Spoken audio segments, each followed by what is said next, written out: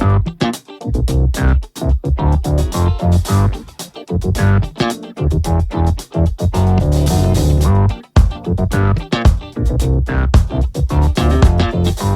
folks, and welcome to the Daily Ratings Podcast.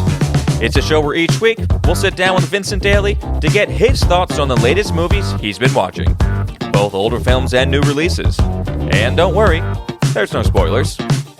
Vince will give a brief review of the movie, share some thoughts, and of course, then rate the film. The daily ratings are always fair, honest, and most importantly, they're consistent. On today's show, Vince will be rating and reviewing Mission Impossible 3, directed by J.J. Abrams. Mission Impossible Ghost Protocol, Brad Bird. We have Mission Impossible Rogue Nation, Mission Impossible Fallout, and newly released Mission Impossible Dead Reckoning Part 1. All three of those films directed by Christopher McQuarrie.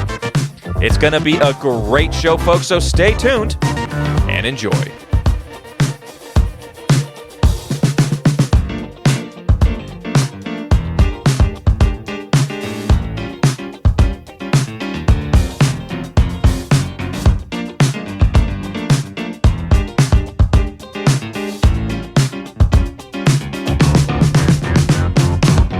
Mr. Vincent Daly, how we doing? Thomas, how's it going? This is a big week we got here. And I cruising for a bruising this week. I couldn't be more excited. I'm very excited for this week. Yeah, absolutely. Folks, before the show, I was saying, oh boy, it was a little pulling teeth this episode, getting the movies done. But I think it surprised me. I was just burnt out on action, but these were all like definitely good movies. Much better than the Insidious franchise. Probably by the numbers as well. Much better than the if you take the take the average out. I think it was. You're going through. I mean, how many series have you done? I know. Well, 3 weeks in a row was just a lot. It's definitely a lot. Like I want to watch westerns. I want to watch what I want to watch. You know. I enjoyed this week. Yeah. I don't know if you want to wait for each movie. Find out what do I watch? What do I not watch? Okay. The first time ever, I watched every single film this week. Wow. I'll just tell you right off the bat. We don't have to save the suspense. Okay. I'll tell you right now. I watched every film. I won't have a Tommy Two shoots. You know, we can't just be handing those out left and right. You know what I mean? Right. So at least I'll surprise you with what I got with those. Oh, that's great. I started it. How was it? I started it last week, so I was more excited for it. Okay, yeah. And I also had more time because I don't have to deal with Insidious. So I watched like 2 last week, and I watched 3 this past week. Nice. Which helped me out. Yeah. But I got there last night. That's great. 10 p.m. showing. Got out of there after 1 o'clock a.m. 1 a.m. It was just, do it for the show. Do it for the show. We do it for the show. Had a blast watching these, actually. Yeah. Had a blast. So it'll be definitely more conversational here. Mm-hmm. I'll know a little bit more than what I knew about the Insidious movies. I think that's great, though, because you're such a big Bond fan, and especially with these latter 5, there are times that it lines up 1-to-1, and it's like, wow, these films were going head to head. Yeah, a little bit like which one's the copycat. Yeah, true. Chicken and the egg, which one came first. Right. This, it's Mission Impossible, Bourne, Bond, and a little bit of John Wick all kind of play a little bit hand in hand. Sure. So definitely in the back of my mind. Yeah. So I'm excited to get into it. Any other opening notes that you have, or we'll just go through. For a bruising. That was the only joke I had. We talked about the full Tom Cruise circle, the full Tom circle before, or the Cruise circle. Yeah. When I was little, loved him. Right. Then I hated him, and I'm back to full on since Fallout, basically. Sure. 28 full Tom Cruise. I'm on the Tom Cruise cruise train right now. Right. And I think are coming full circle. I think so, yeah. So much so that I can even tolerate the more annoying pieces of of his acting. Yes. his sociopathic ways, his laser guided eyes, as I will, and the running. There's so much Tom Cruise running. There's been a lot of think pieces around all this running that he does, and they're saying that Tom Cruise is the running actor. Like he runs in every one of his films, and it's like, I guess he does. It's the way he runs. I mean, you could say, what's his face? Robert De Niro used to be the quintessential smoker. Oh, sure. Great at smoking in movies. Absolutely. He's dropped that in recent years. Yeah. But Tom Cruise running, you have Brad Pitt eating. Yep. Eating when acting. I think that's good, yeah. Tom Cruise in the running, so good. We have director trademarks, and now we have actor trademarks. And Mission Impossible is fun because each one is really its own thing, but I feel like each one totally has its own Tom Cruise persona. Yes, he evolves quite a bit. Yeah. Sometimes better, sometimes worse, but he definitely does shift a lot in this. And we talked about it already with 1 and 2. Well, for you at least, there was a huge leap between 1 and 2 as far as quality movie and type of movie. Right. That was a few weeks back. That was during I forget what else we did. That was, I think, Asteroid City episode. Oh, that's right. Yep. So it's a few episodes back if you want to catch Mission Impossible 1 and 2. We're sticking with 3 through whatever this is, 16. Right. So 3 through 16. Don't speak it into existence. Yeah. It will happen. Cruise will be a floating brain in a tube before he lets the Mission Impossible franchise Did you hear? I think that guy spends a lot of money on trying to. He doesn't spend money on de-aging digitally. He's dealing with de-aging just naturally. Real, yeah. That dude wants to live forever. But did you hear what he said? No. He said. He was asked about Harrison Ford or something like that, and he's just like, or he's asked about how long he wants to do this, how long does he want to be a big actor, and he's just like, well, look, Harrison Ford, he's 80, 81, he goes, I want to be doing Mission Impossibles in my 80s, I want to be doing this, so he's in. No. If anyone thought Dead Reckoning Part 2 was the last, right, it's going to be the end. Highly doubt it. Oh boy. And barring he doesn't die on set. Yeah, or during a stunt. Right, exactly. Yeah. So, okay, folks, all right, so Vin, with that, let's get started. Got it loaded. Now, I'm not a stranger to disrespect. You don't get to where I am without developing a thick skin. But what I won't stand for, what I will lose sleep over, and I love my sleep, is the idea of an irresponsible rogue agent working at my office. So I'm going to slow things way down here. You can look at me with those judgmental, incriminating eyes all you want, but I bullshit you not. I will bleed on the flag to make sure the stripes stay red. One of my favorite movie quotes in all of cinema from Lawrence Fishburne. He's Vin. Great. This is Mission Impossible 3, directed by our boy J.J. Abrams. Oh, man. It's 2006, and let's just jump into it right away. Yeah, Fishburne is great in this. And it's our first J.J. film on the podcast. What? Yeah, we haven't covered any J.J. Abrams films on the podcast. Not that he's like directing a huge amount. Guess he's on that Hot Wheels project after... I guess pending if Barbie is going to be successful or not. And while by 2006, JJ himself has had plenty of experience in writing and, of course, with the colossal hit show Lost, this is his first feature film as well and comes out swinging. Yeah. I think this was a good film. Mission Impossible 3 surprised me because I was kind of worried of its dated elements, just like... I was against the dated elements of the first one, and then even praised the dated elements of the second one, with John Woo and everything. I think Mission Impossible 3 in general is a very weird middle child to the whole franchise. Yeah. 1 and 2 was very early. I mean, obviously, it's the first two. Right. But just even effects that are used, kind of the whole style and the feel behind it. Yep. And then, of course, with 4 going on to what we have now, taking on a newer kind of action era. And this was a good little middle child. This was a good 2006. I think, JJ's hot right now. Exactly. And I think it shows that JJ just knows what he's doing. And obviously that'll continue into his producing of the franchise alongside Mr. Cruise. Yeah. Writing alongside with him is longtime collaborator Alex Kurtzman, which had me a bit nervous, if I'm being honest. Kurtzman has become a bit of an infamous figure in his recent career. Mostly the direction that new Star Trek has taken.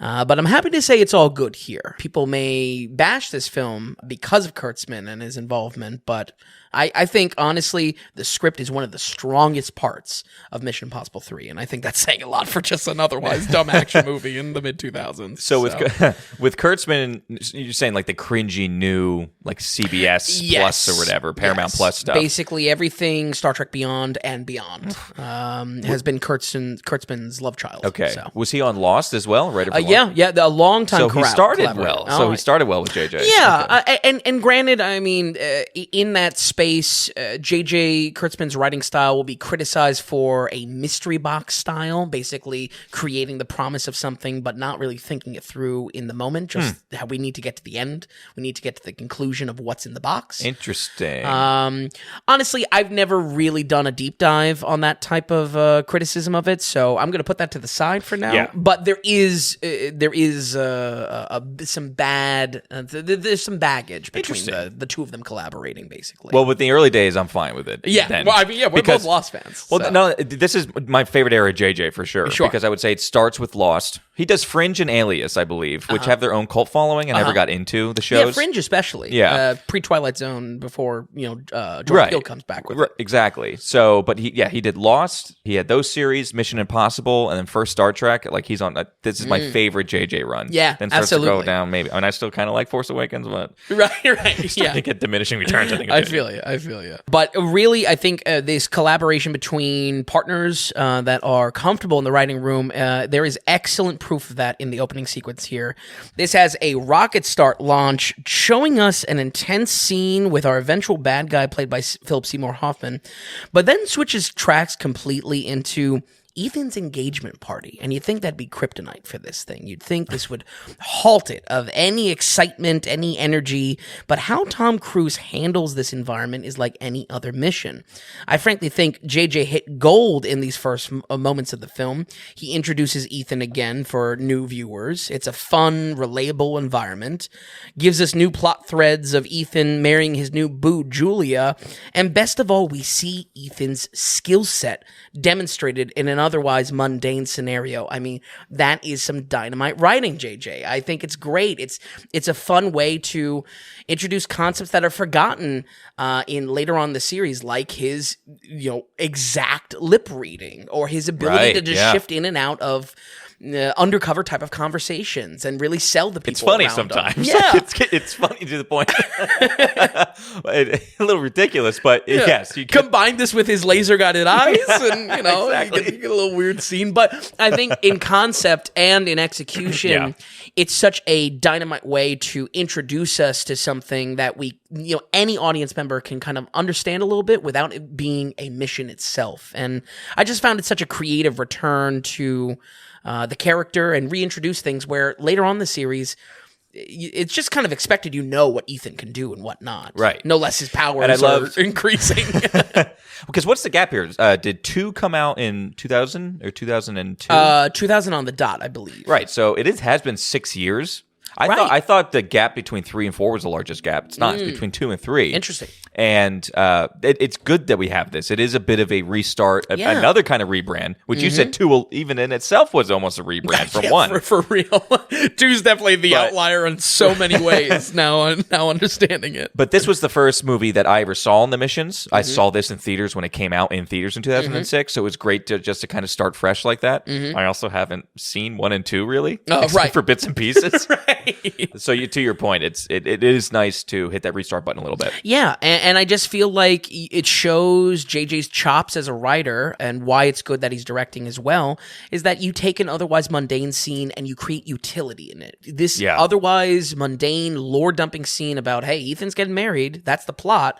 How can we use these moments to tell something about our character? And let's be honest, it's these moments in the beginning of this film that really is able to set up a lot of different themes going on in films going forward. Oh, absolutely. Absolutely. But really, really, really solid stuff. Not to harp on the beginnings, quite literally probably first 10 minutes of the film, but I was just really floored with it. And it honestly stuck with me as far as intros that kind of become an art form in itself throughout this series. How dynamite are the intros? How electric are they? And that's how it is with all actions, too. I said, Bond, Bourne. Oh, absolutely. What is that first 10 minutes before the credits roll? For sure. Especially with Bond. Yeah, that's a great point. Ethan Hunt is dragged back into action reluctantly when one of his spy disciples is killed during a failed rescue attempt. They end up chasing after a MacGuffin called the Rabbit's Foot that leads to a catastrophic weapon that must be kept out of enemies' hands. The enemy, in this case, is played by Philip Seymour Hoffman, like I said. A calm but vicious weapon broker that would love nothing more to have his finger on the button. And that's kind of our setup from here. So much Tom Cruise in this film. He is goddamn bouncing off the walls in this one. This is peak jumping on the couch Cruise, and it is a lot. But if there is anything that won me over is that Tom Cruise was acting like a maniac in this film, and I think it still worked. It totally works. This was one of the best out of the franchise. 3 was really, it was hitting it for me. I didn't think he was extra Cruise. I thought this was some of the most tame Cruise. Oh, really? As far as all these 5 films go. Okay. Because Vin texted me at. Vin texted me. You didn't know at the time I was watching a Mission Impossible movie. Really? That's great. You said something along the lines of like, Tom Cruise isn't even a human. Tom Cruise isn't even like, and you were talking about 3, and I said, I got to be honest, I think 3 is the calm before the storm. That's exactly what I said to you. That's so great. Oh man, I'm gonna be running back the week now to try to decipher when you were what was the schedule watching it. I think another great example of this, I don't know, this Tom Cruise-ness, I mean, is out of control, especially in any undercover scenes, the sheer sociopath energy from him, it's frightening. It's like American Psycho. I'm scared by what's on screen. It reminds me so much of Vanilla Sky, so much of Magnolia, 3 specifically. Yeah. That his energy is like, all right, just chill, Tom. I'm so into it. I'm so okay with it. Like I said, the best description for how his eyes dart around are they're laser guided. And I mean, maybe that's good acting thinking about the character. The character's, his superpower is like super awareness, basically. Right. So, I don't know. The note, though, is it's scary. It scared me. I get uncanny valley vibes from this human being. That's basically Tom Cruise in 3. As I mentioned, we get introduced to Julia, played by the lovely Michelle Monaghan. She will have a spotty appearance in the franchise, but it's mostly because she's not a super spy, and I think that's for the best, honestly. I think the last thing I would have wanted out of her character was just like, oh, and she picks up the gun, and now she's, part of the world. Oh, absolutely. She's not... That's a great point, actually. Yeah. With almost all somewhat of a female lead or somewhat lead in the movie. Look at Rey with the lightsaber. People are just like, wow, picks up a lightsaber. Really good at it for the first time. Right. Just like, how is this person so good at fighting? Yeah. You'd almost say that with, in fact, the newest with Dead Reckoning Part 1 a little bit. Absolutely. But, and I just think it's a cliche to have absolutely. the sidekick become, an agent or something like that. Because you have badass female fighters exactly. who are part of the agent, you know what I mean? So it's nice to have her just peppered in. Exactly, yeah. We get our first introduction to tech support Benji, played by one of my faves, Simon Pegg. Benji as a character is a great example of how to counter some of my critiques of Ludacris in the Fast movies. His obstacles throughout all of these later 5 movies are around pushing out of his comfort zone and being more like Ethan in An Agent. We see him become an agent in later films, and rather than just giving him more vague tech or hacking powers, they show that he has that no matter what each film is about is him conquering maybe his fear or getting out of his shell a little bit, which is just, again, a better way to write it than just he has more hacking ability. You know what I mean? It's asinine. I like how they start him here. Did you know he was in 3? Yes. Okay. Yeah. I like the fact that he was just in office guy. Yeah. If anything, I kind of wish more was played with that, but I guess a lot of the plots of these films boil down to Ethan's going rogue again, so he's got to get out of the office, I guess. So. Like I introduced, our bad guy is played by Philip Seymour Hoffman, the late great. He is good, but he could be better. I'll now do my best impression of Philip Seymour Hoffman. I wasn't expecting that. Yep. I put a bomb in your head. Wow, that was way better than I thought. I thought you were going to go with where's the rabbits fight. No. He's almost like annoyed with his own tactics as a villain. I put a bomb in your head. I did it again. Really good, Vince. So that's what I was doing all week. Just saying that. I think he's good, but it's just it highlights an unfortunate pitfall for some of these movies that we just don't get enough time with the villains. And there is one movie that we get plenty of time with the villain, and that is why it is so good, I feel like. Okay. So Seymour Hoffman, great performance. Almost every single villain, great performance in these 5 movies. Yeah. It just feels like sometimes we don't just get enough time with them to feel menacing, to show us why they're so bad.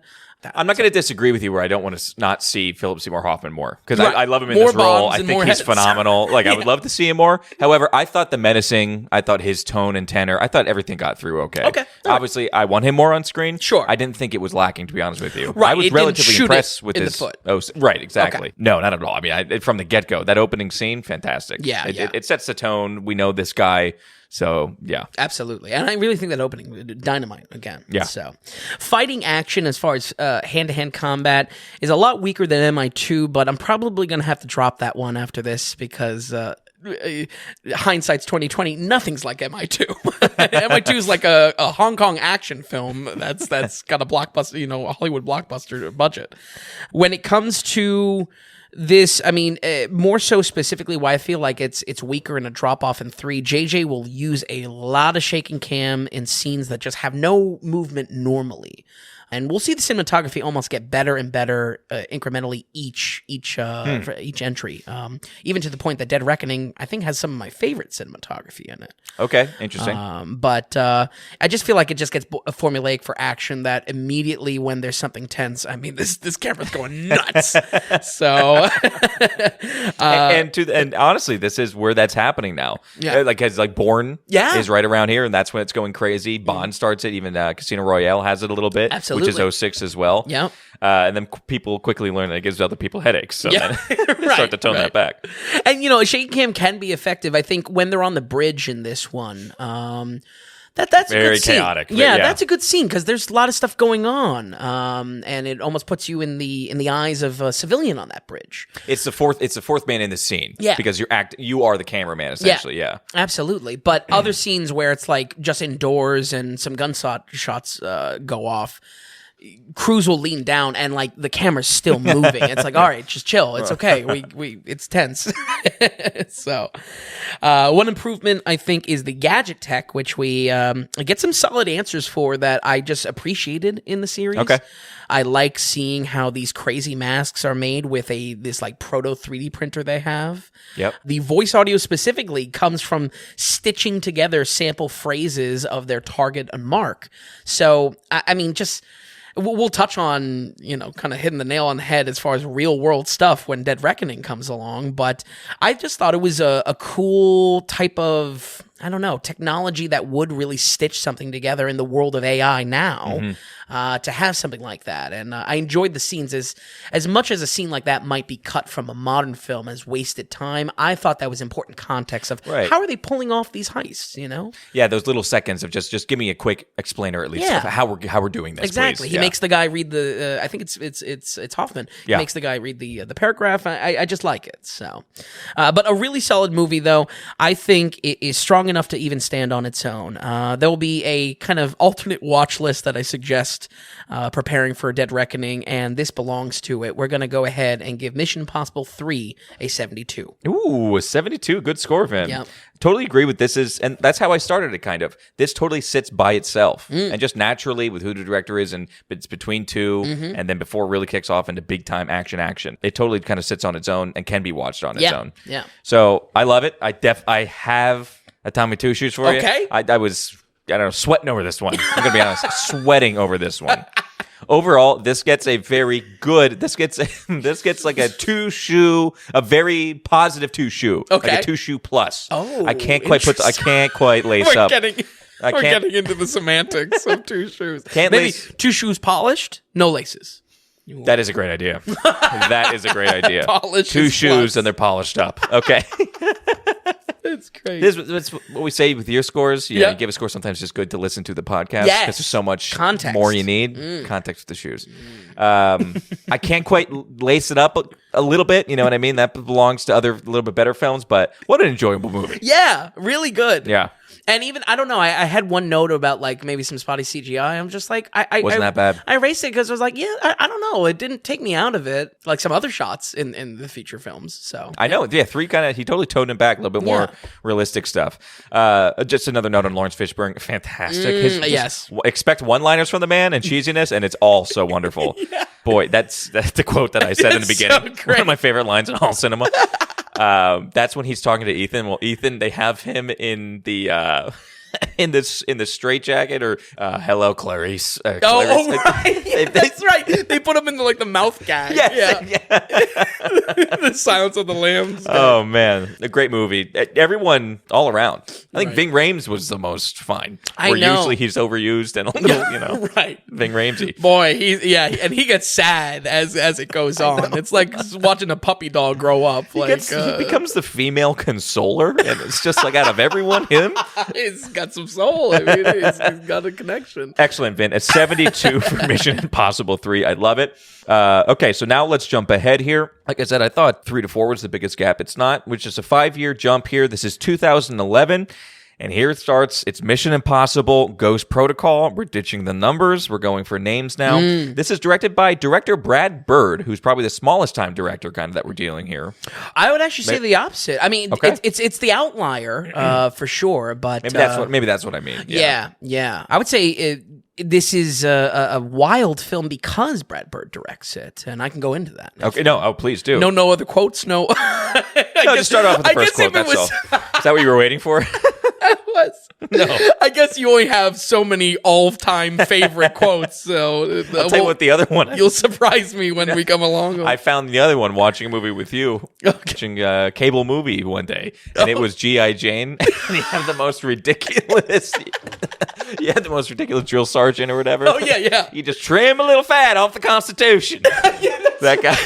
That's right. He's talking about protesters or something. Yeah. It's so good. G.I. Jane, what a gem of a film. Okay. 2011, Mission Impossible Ghost Protocol, still right around 2 hours, 2 hours and 12 minutes. And how do we have Ethan Hunt in this film? Ethan Hunt is rogue once again. I mean, he's always going rogue. But where I found a lot of excitement with this one is that it's directed by Pixar's Golden Boy, Pixar's Golden Boys. That's right. Powerhouse animator talent of Brad Bird. Bird has an incredible track record. 1999's Iron Giant, then jumping to Pixar for The Incredibles and Ratatouille. Yeah, that's right. And honestly, he has been in Pixar's DNA. He's part of Pixar's brain trust. I mean, talk about the most dystopian phrase you could even imagine. And he's also on their senior creative team, ever since. So what's odd is that in 2011, he splits off to do a Mission Impossible and was without a doubt my most excited one to check out. Maybe those expectations shot in the foot a little bit. I don't know.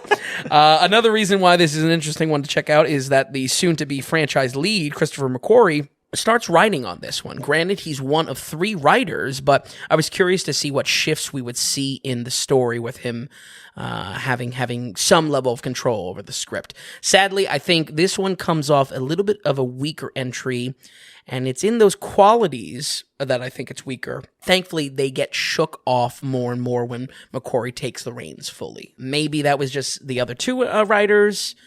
Maybe McQuarrie saw what was happening and he just knew what worked, and that was kind of the platform for the next scripts. But I think ultimately Ghost Protocol for me was probably the weakest out of the franchise. Ethan is brought in for another mission, which of course he chooses to accept. A little rougher and a little bit more jaded, which will be on a steady incline with each film. Ethan just starts hating more and more of the establishment. He really he's like half boomer, half punk rock. Right. He's brought in to track down a Russian asset list with missile codes, your typical IMF gig, and important enough to pull him in, but unexpectedly a rival operation intercepts the target they did not have their eyes on, and results in a catastrophic consequence. As a reaction to all of this, the U.S. government declares Ghost Protocol and leaves IMF on the rocks. Let me tell you, IMF might as well stay on the rocks, because I just every movie starts off as like, you guys got to get reined in. You lose all your support. It's every movie. Which, let me be clear, I don't really have a problem with, because you want to give your characters challenge, obstacles. But I don't know. I kind of would love a full-blown IMF, like Cruise has an army behind him type of thing. It's a little bit of, we can get into some of this franchise just has some serious rinse and repeat. Yeah. One interesting thing is we always get some type of new CIA director or some type of new intelligence leader. To pick. Yeah, and it's just like their establishment, but yet we're seeing them for the first time. So there's always this revolving door kind of with them. They're bound to get one over, And then definitely the whole, we gotta shut this department down. Oh, wow. And then by the end, this is really important. We can't get rid of this department. Yeah. It's a little bit rinse and repeat for sure. So true. Plot-wise, I would say this makes a similar mistake to the first film that we covered a couple weeks ago, folks, where the objective is just another list of high-value blah, blah, blah. I suppose a list as a MacGuffin is really no different to a bioweapon or a key to a bioweapon or a rabbit's foot to a bioweapon, but my observation is that when it's a list, one of these is weaker.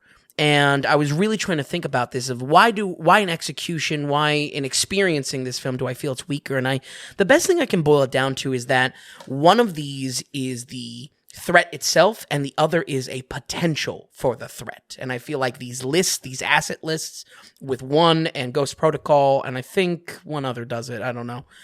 They're bleeding together. Yeah, but that's kind of my observation, just from my experience, is that when it's the weapon itself is what they're after, it's a much stronger script, where with a list, it's just like, I don't know, I just don't feel that engaged with these. Does that make sense? I think that's totally fair. And it's hard not to bleed these. I think Ghost Protocol and Rogue Nation totally bleed in. Like it's almost like I'm swapping scenes in my head sometimes. I gotta keep it straight.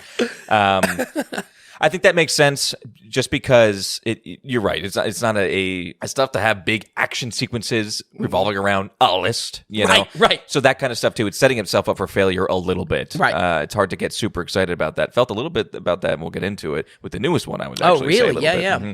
I mean, because in the same way, the key itself is not a threat; it's leading to a threat. So it's that's at least the observation. Yeah, it's one element of this film that pigeonholes itself a little bit, and I think it's two things that kind of do it. One, it's that we're chasing a list. So I'm glad you brought that up. And two, it's so being attached and tied down to the idea of a great locale when really you should be on the move more. But boy, are we around Saudi Arabia in this skyscraper. It's so true. And they're trying to make it a character within itself, and it just doesn't quite happen. I think there's a little bit shooting up itself in the foot here. Yeah, I forget which Fast movie, but the same thing when they jump the car out of the big building. Right, right. The ever-present scars of watching the Fast and Furious franchise. A lot more comedy in this than I expected. I'll be light on it, and I say it's not terrible, but it kind of just ruined otherwise good scenes, I felt. Jokes about Ethan being a legend and his failed marriage come bundled in with the first 30 minutes, and it's like, it's not that it's terrible, it just was an eye roll for me. The jokiness of Mission Impossible was always a tougher pill to swallow for me. Yeah. And that's what I mean by McQuarrie. More and more, he shaves off what the concept is, and it becomes just more and more refined as this spy espionage, thriller almost. But you wouldn't say it loses all funniness, or but Ghost Protocol is definitely trying to crack some jokes. Right, and Rogue Nation, honestly. But the most in Ghost Protocol for sure. It's absolutely the worst when enemies or opposition to Ethan get jokey. Jeremy Renner's new character is guilty of this as well. I was happy he gets booted out of the franchise after the next one, honestly. Not a Renner fan. Yeah. Well, I mean, I kind of am, but it just not in this, What are you? I could think of two things. And the two things he in, love. Sure, Hurt Locker. Right. Oh, boy. And American Hustle. Oh, sure. Okay. All right. Other than that, I can't think of it, because the Mayor of Kingstown I haven't watched. So Wind something. Oh, Wind River. Yeah, that Wind River would. Maybe. Yeah, that Taylor Sheridan. That's true. That's true. But haven't watched it. But listen, I can't remember it, so that's I think your point stands. I think everything after Hawkeye. I don't know. Right. The best thing I can compare this to, folks, is, if anything, you made the Star Wars reference for me. In these later Star Wars movies where the Empire gets all jokey, it ruins any and all tension in just the same way. I mean, in that set piece of Dubai, impressive. Renner's just joking over the comms the whole time, and it's just like, I don't know, this is kind of killing the scene a little bit for me. I mean, it's not bad enough to say it's outright bad, but it's distracting. Yeah, and I wouldn't say it's just Renner. I think it's pervasive a bit throughout the films a bit. Yeah. Because it's so hard to take this, because it's like cheap jokes. It's like nothing intelligent or something that actually like witty. Yeah. And first draft. That's tough. So, I mean, Bond will do, and I can't help but compare, but I will continue to. Yeah. Where Bond tries to always, Bourne tries to always be serious. Bond has very fast quips, and then you're over with. And I think this tries to be the most comedic. Yeah. And I think it fails the most, honestly. Right. Because, I mean, what do you want? Do you want us to be engaged at the edge of our seat, anticipating or in anticipation of this huge action scene? Or are we just having a good time together and making these jokes? I feel like they need to pick their battles a little bit better with Absolutely. And just don't do it with your opposition. If there's anything, I mean, you have your crew be jokey, that's fine. Renner aside, whatever. Don't do it to the opposition. There is a Russian cop, a Russian detective in this, and he's just as jokey, and obviously he's probably gonna be an ally to Ethan, but I don't know. In the beginning segments, I thought that was another tension layer that they were layering on. Yeah. That this franchise becomes so good at layering tensions. It's the tension lasagna, as I started calling it after Fallout. I really like that. Okay. The tension lasagna.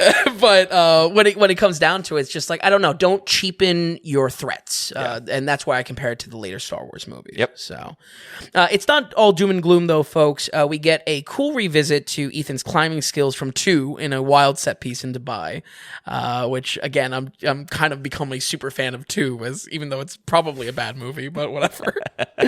And gadget tech-wise, I think this is a big highlight, probably the biggest highlight. There are some of the most creative uses of gadgets in this film, and I don't know, I miss how gadget-focused the franchise becomes. I think the later movies are better, but I miss kind of creative uses of things. There's a great sequence where they play with the perspective of a hallway and track the eyes of a guard, and they move like a green screen closer to trick them from there. I love that scene. Yeah, it's just great. Like that's cool tech that makes sense, and it also makes sense in what they need to accomplish as characters, you know? We got Mikey Giacchino on the music track, and he is absolutely killing it here. Some excellent spy music, and he uses motifs of Lalo Schifrin's original work all over this. We also get 2 great villain performances here. Léa Seydoux tries out her spy game before joining the Bond franchise in a few years. And a podcast's fave, once again, the late, great Michael Nwinkist. I think I pronounced that right. Michael Nwinkist? Yeah, go for it. Yeah, Yep. We'll keep that. Plays our radical terrorist bad guy. Though once again, I feel like not to parrot what I said previously, but I think it's the same problem in the last film. Not nearly enough time on screen to feel like a knockout villain performance. I think Nwinkist, as much as I love seeing him stuff, we called back to the Girl with the Dragon Tattoo special that we did. He's the main character in those original films. John Wick, of course. I wanted just to see more of him. And I feel like he really gets shafted in this film, even more so than Philip Seymour Hoffman. Big time. This is where I totally agree with you on that. Yeah, well, Philip Seymour Hoffman, like I said, I thought it was adequate. It was a little bit more underwhelming, and I think playing through the whole List thing, just the big baddie, whether it be List or Person, was taking a step back. Yeah, and I don't know. I want to see the menacingness of it. You want to feel it. Yeah, you want to feel it and come across. Exactly. Because you want the stakes to be there. Exactly. Where I feel like with the List, with how villains are done, sometimes it's told to us, and that goes back to my critique of the first film. It's not shown. The stakes aren't shown. Yeah. It's told. And honestly, we love Léa Seydoux, but you know, she can only be so menacing. Right. And this is a little bit earlier in her career too. So. Yeah. But overall, though, I thought this was a fair bit weaker. And for me personally, I would not be one to return to this one, which alongside of 1 are really the only 2 out of the franchise that I would say that for. Everything else I feel like could be a potential rewatch in some capacity. Okay. It might be blasphemous to rate this lower than MI2, but it's how I really feel about it. We're going to go ahead and give Mission Impossible Ghost Protocol a 58. 58. Okay. Still, I mean, if this is your most down on this film, right? 58's not bad. Yeah, the franchise is holding its weight okay. Yep. The average is looking good. I would say a lot. I don't have 2 shoots for this. I'll say right now I don't have 2 shoots for the next one either. Okay.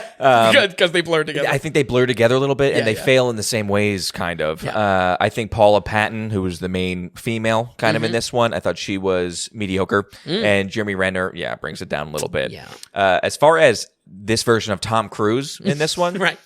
I liked him in 3. This is why I felt like he was the most normal person and just like almost the most relatable. Not saying he's not insane and crazy. Right.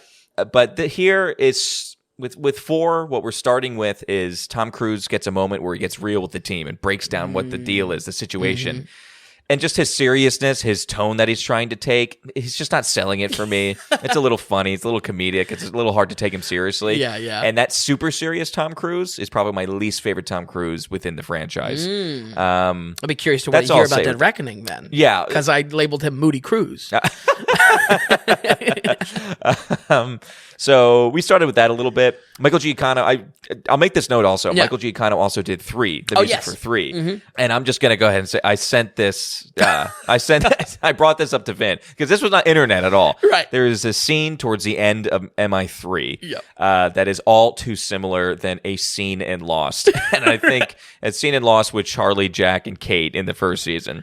And I'm just saying, it's just hilarious. It's the same director. It's the same guy doing the music. And the scene is basically the exact same. Old reliable. But Giacchino's doing a great job in these 2 films, absolutely. For sure. But okay, Vin. All right, so 58 for Mission Impossible Ghost Protocol. Let's jump ahead right away. This is 2015. This is Mission Impossible Rogue Nation. This is when our director, Christopher McQuarrie, is now, again, writing and directing. And this is the birth of kind of these guys teaming up. A real duo is Tom Cruise and McQuarrie. McQuarrie's always going to be the director, but it's weird how much of a director Tom Cruise still is. And his involvement in Maverick and everything like that. Absolutely. They're working together. But this almost a very old-fashioned style of how an actor would be the production. You know what I mean? Go back to the 80s, go back to even, pre-60s. You know? Sure, yeah, big time. So yes, this is the start of all that. Back in 2015, Mission Impossible Rogue Nation. Vin, let's get into it right away. How'd you like it? Everyone's going rogue. It's a good name for it. Tom, you catch that jump scare at the beginning? What? Alibaba pictures. Ooh. Shivers down my spine. Another start of a whole thing, Alibaba. I think Alibaba has been since 3. Oh really? I thought in my research it was just this one and Fallout, which I don't like chipping away at Fallout like that, but I know it's annoying. I think Alibaba is connected with more. Oh, okay. More than just 2 of them. Yeah. Interesting. Right. I was also trying to think why was the the locale of Saudi Arabia so prevalent there? Maybe that's just they got the money. They're going to expensive locales, the jet setting. But yeah, like you introduced, Tom, this book begins the McQuarrie trilogy or tetralogy once Dead Reckoning Part 2 comes out. And McQuarrie, shifting to be a director and writer, has proven that these major franchises do not need to be run by a committee. They need to be run by a strong, singular, creative vision. I'm looking at you, Star Wars and Disney, once again. But the key to how he pulls this all off in the already successful franchise and supercharges it further is by writing and directing. He has a vision with this clearly, and he has some sort of organization that they're going through. Yeah, and Cruise, I would say. The creative duo of those two is so powerful, and the fact that Tom Cruise is so ingrained with Paramount Studios that they just let him kind of go. You're so right about the whole Star Wars Kathleen Kennedy thing. Kathleen Kennedy's the main... Yeah. It's like... Definitely the internet punching bag. And rightfully so. But, man, when you try to disperse so much power up top that doesn't actually have true connection with the film or anything like that, it loses so much. And it's these two have envisioned. Even with the latest one, for instance, McQuarrie knew he wanted to do something with the train. He wanted a big train sequence. Tom Cruise knew that he wanted to ride a bike off a mountain. So let's start writing a movie. That's great. So you're so right that creative duo, just them being able to do them, it works. Yeah, absolutely. Mostly. And I think that just solidifies McQuarrie specifically writing exclusively for Tom Cruise in his later career. While his humble beginnings start with the Dynamite screenplay from 1995, The Usual Suspects, ever since 2014, he has been attached at the hip with our Scientology boy. Which you can even look back to Breadcrumbs with the partnership as early as 2008's Valkyrie or 2012's Jack Reacher. Are they on? Is he writing for those? Yep. McQuarrie. See, I don't know if I love him as a writer. Okay, fair. I think I liked him more as a director. Okay. I think one of the worst things about Maverick was the writing. I think Valkyrie's writing was kind of a joke. I feel some of these with the writing, I think it lacks a little bit. Yeah. And with the jokes and stuff like that. So I don't know if I love him as a writer. Sure. But I do like the fact that he has control. Yeah, I think that's a great observation. And I'm kind of with you. I can't say McQuarrie's super strong. I, of course, will respect the hell out of Usual Suspects as far as a single screenplay and a concept executed. But yeah, there's something to it that I definitely like him directing a lot more. In Rogue Nation, though, the IMF is on the rocks yet again after being operational briefly behind the scenes in between films.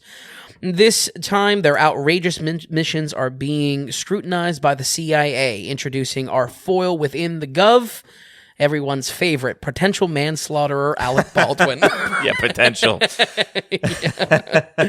Ethan is forced to go rogue yet again when he is attacked by a shadow organization called the Syndicate and must prove why IMF exists in the first place.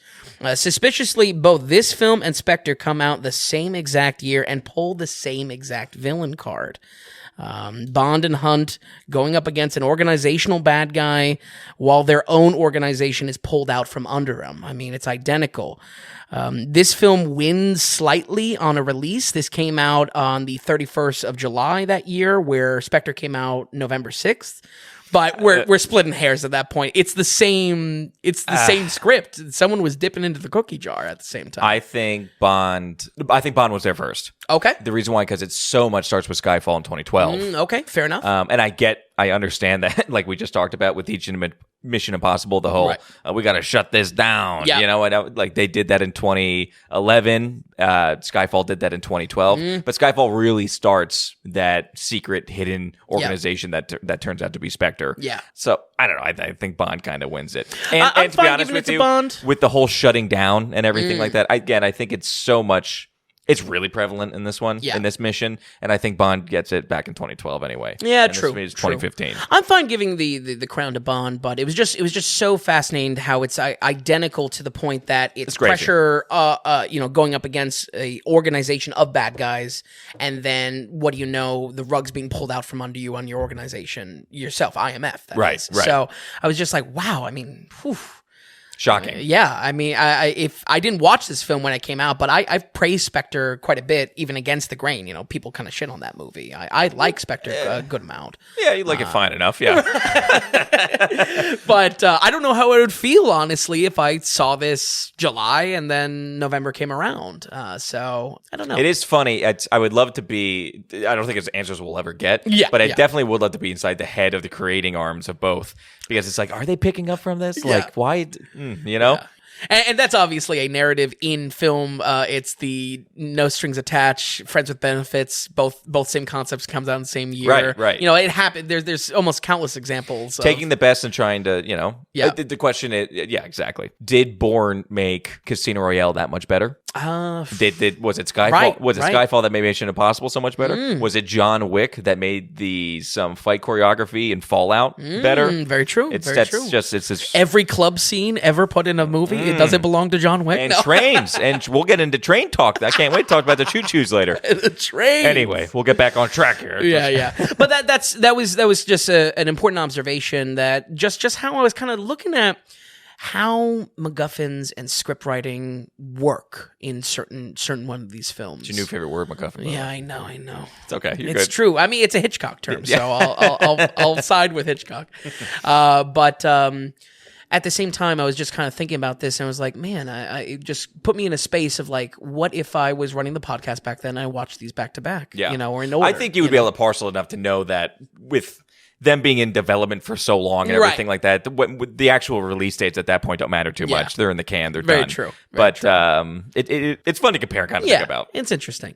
Our bad guy Sean Harris is our main kind of syndicate lackey representing the syndicate's goals, and while he's good, he mostly fills in pre-work that'll make the entry even better. I like his look better in this. I think he's a lot more menacing in this, but honestly, in hindsight, what he does in this film is only just laying groundwork for a rivalry with Ethan, and then on top as well, just hitting the ground running when it comes to Fallout, which will be a key success for that film. Just no breaks, all gas. It is an action film, capital A. Mm-hmm, yeah.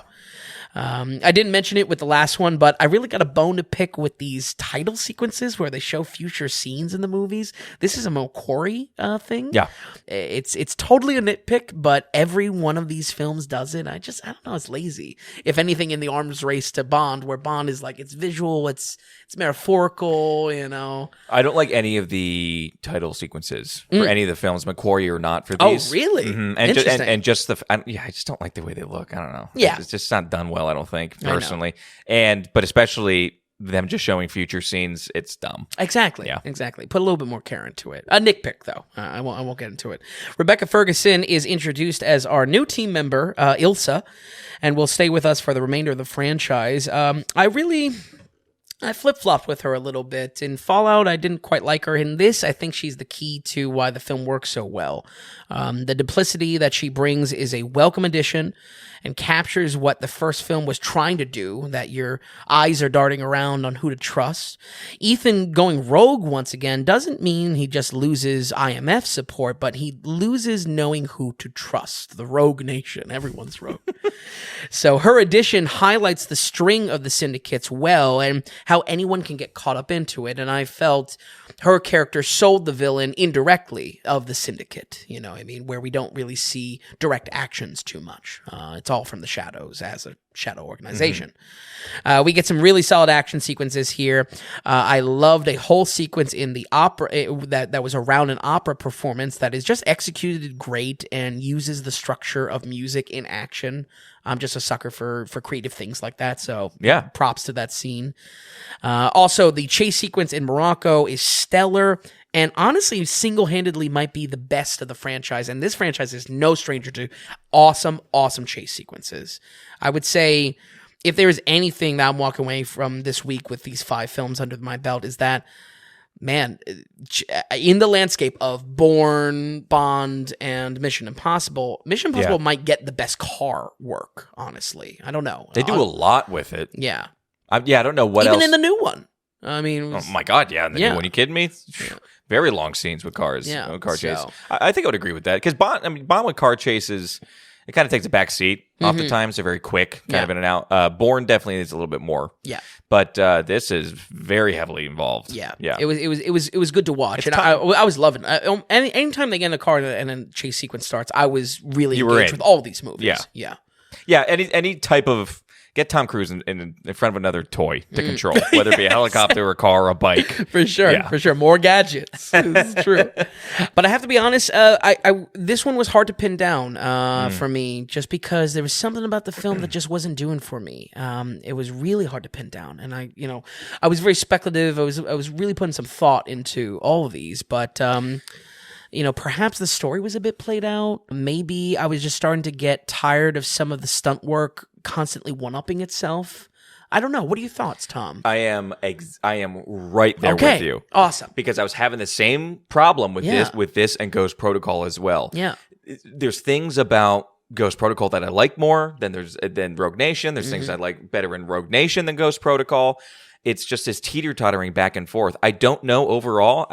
The actors in this, I like Rebecca Ferguson than the previous lady who was in it. I like the bad guy in this one better than the previous one. So that's shaping up to be pretty good. I thought there was just some pretty good chase in the last one. And then when you have main kind of sequence or main stunt or something like that, the water sequence in this one, the water stunt, one of my least favorite with all these films. Really? Yeah, really didn't like it. Yeah. And there's some things that kind of drop off. When I think about the storyline, the plot, I like it. In execution of the film, I think I was right there where I just couldn't get fully engaged. Yeah. Like I was with 3 or something like that, or in some future ones that we'll talk about. And that's why it's almost like a flip of a coin, which one I like more or not. I think I slightly like Rogue Nation a little bit better. Yeah. I think it's just a little bit more. It's got something slightly over Ghost Protocol, but not much, honestly. And it might be a better solidification with the team. I don't know. You still got a lot of Renner, so It's still Renner. That's true. But he's in a different position, so that's fine, He's secondary now. Right. Yeah. Alec Baldwin, surprisingly, is a welcome welcome character. And I think that's the difficulty on my end, because I was looking at these films, I was like, well, they're kind of bigger and badder each time, production-wise. On paper, Rogue Nation is a pretty good film. Yeah. In execution, for whatever reason, lackluster is a bad term. This isn't anywhere around a 50, I think. No. But it's, I don't know, it's not hitting in certain ways. Yeah. So I think better than Ghost Protocol for me, but that was just kind of my honest feelings with this. Definitely some fatigue, like I was saying in the beginning of. I think I was just actioned out after these franchise weeks. So would you agree that actors and characters are stronger than Ghost? Yes, I agree. Yeah, okay. Absolutely. And even again, McQuarrie writing now, I feel like even those slight comedic moments are being chopped down and refined. Sure. They're a little bit more appropriate or used correctly. So, but that's my thoughts on Rogue Nation. Unfortunately, this wouldn't really make a watch list for my alternative watch list, but probably should. I feel like this, with the Syndicate, we're finally getting into lore that might be seen as required reading, for where everything's very going. True. Yeah. So, with that said, we're going to go ahead and give Mission Impossible Rogue Nation a 66. Oh, wow, 66, okay. Yeah. Yeah, I mean, not a bad score. Still good. This is good. This is pretty good movie territory still. Absolutely. And it is. These are all action movies, not terrible action movies. Right. Look at, I don't know, the first Extraction, how that hit, Right. These are doing okay. Yeah. And I'm right there. I think I'm not going to give it a shoes. I just go so back and forth with Ghost Protocol and Rogue Nation. Maybe at the end of Rogue Nation, what they have to do and everything like that. It's just like, okay, all right, we're doing this. Yeah. I feel like it might be more silliness back to the show or something like that, the original show. Oh, speaking of silliness, when Cruise first comes across Sean Harris or whatever his name is, the villain, he's so cartoony. He's like slamming on the glass. And it's like, all right, okay, easy. Exactly right. Right. Yeah, they're so similar, and I think this is also post-2008 Dark Knight, and I think we get changes in some cinematography and music. There were some scenes and opening shots or different location shots where I'm just like, oh, okay, I'm watching the Dark Knight here.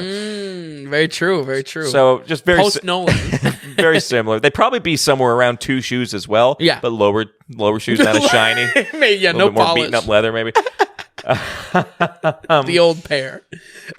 But okay, 66 for Rogue Nation. Let's keep it going. This is 2018's Mission Impossible Fallout. Now, I'll just start right away. I don't necessarily think that this is, once again, another rebranding of the film, but even the making of this film, the talk behind it for the 6 months before it came out, this felt different than the past two. It definitely felt like, and I don't know if people were still in this thing of trying to accept Tom Cruise still, getting back into normality, kind of, these past two films, but I felt like a flip was switched with Rogue Nation. Yep. Somebody was just like, no, this is full on action. This is here to compete with everyone. Good. Yeah. So let's just get into it right now. 2018's Fallout. Yeah, Fallout is a big one. Folks, this is the only one that I've actually seriously seen, fully in the swing of, thinking about movies critically and whatnot. And honestly, it's all thanks to Tom, not Tom Cruise, Tom Recker. Tommy Cruise. Folks, Tom was in my ear on this one when it came out. I mean, he would not. We had to see this. It was an opening night. I don't even know why. I think I was more excited just to get you in the theater to watch it than I was even excited for the film. Yeah. But, contrary to my expectations, and believe me, before the podcast, I really didn't care about franchises. So you know what I mean? I was a hipster boy. I really enjoyed this film in 2018. I mean, the rewatch held up. I think fondly on this film.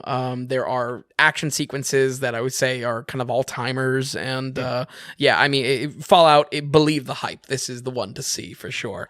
I would say a part of this is that the world of espionage is a lot, and I mean a lot cooler in this.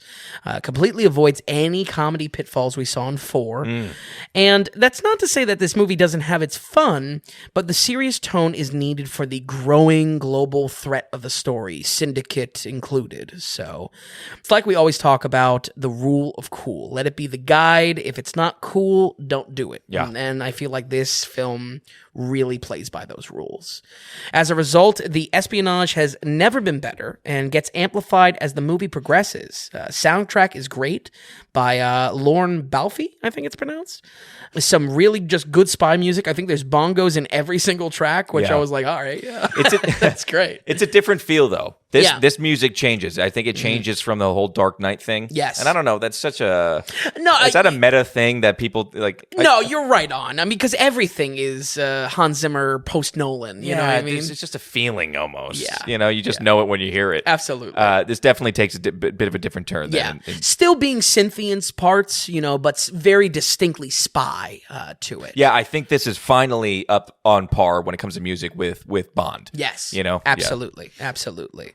I think part of this espionage, this spy theming that's amped up is the twists in this movie feel more earned than they normally do in a blockbuster film. And I obviously can't really detail that, but I feel like, I don't know, there's breadcrumbs for you to really pay attention to in this film. And other films try that. Dead Reckoning is just like, forget it. You're kind of just going for the ride. This film, it's just a magic spot with it. In Fallout, the Syndicate is still our main threat, again, focusing on elites in the group called the Apostles. We finally get some real connection between films, seeing that these villains in the franchise, even as a whole, are all after mass destruction through some sort of rebirth ideology. And that's much appreciated than just all these just crazy terrorists out there and weapon brokers.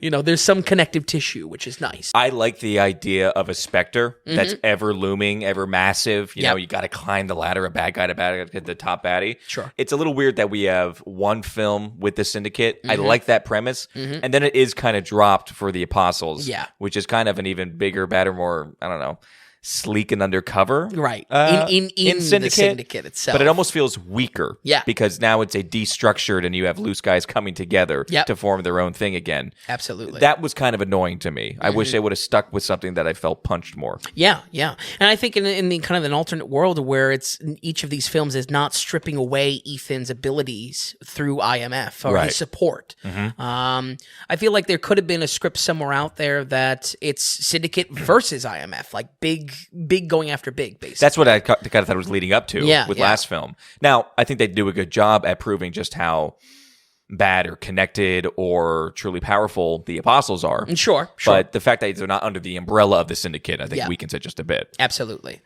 This forces Ethan to go more rogue than he's ever gone before, including cooperating with the criminal underworld. This highlights Ethan's work in a destructive way, putting him in some hot water, while IMF's every move is always under a scrutinizing eye. I would say, I don't say this often, but this is like top tier pacing. I think this is pacing perfection almost. And it's 2 hours and 27 minutes now. I know.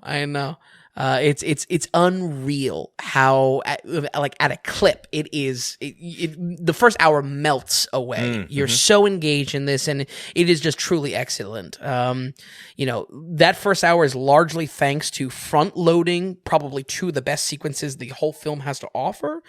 Part one of that is an incredible halo jump stunt, which honestly looks surprisingly good. I think thanks to other stunt coordinating cameramen following Cruise as his descent is going. Yeah, did you watch any back behind the scenes or B-roll footage? Yes. I don't know. I expected it to look worse. I can't really... No, because everything about it is real. Yeah. Except for when they're pulling like gaskets out of the helmets or something like that. That stuff is just fake. They're just doing the action. Or some atmospheric lightning or something like that. Right, the atmospheric lightning. And maybe it's starting to not hold up super well. It looks fake a little bit, but as far as the actual people doing things, which is so often that's when we're getting CGI and everything, that's all legit. And it does.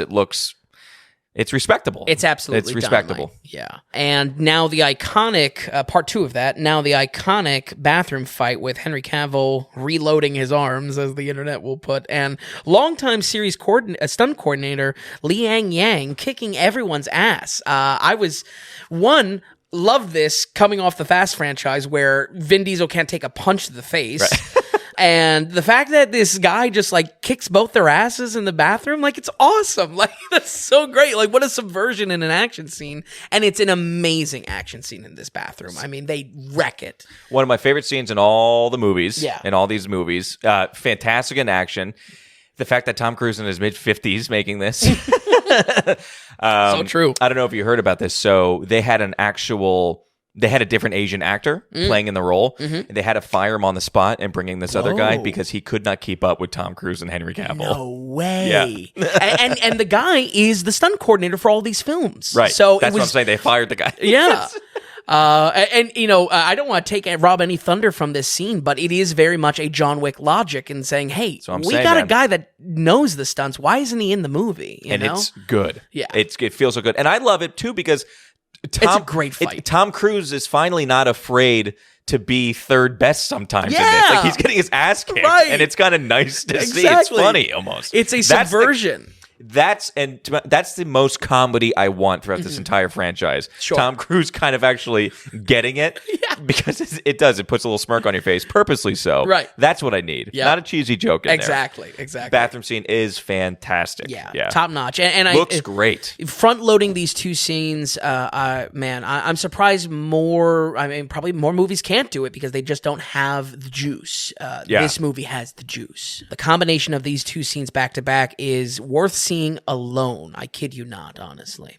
Speaking of Henry Cavill, he's probably easily my favorite, but probably the best foil and adversary character the series has included yet. The CIA hound August Walker.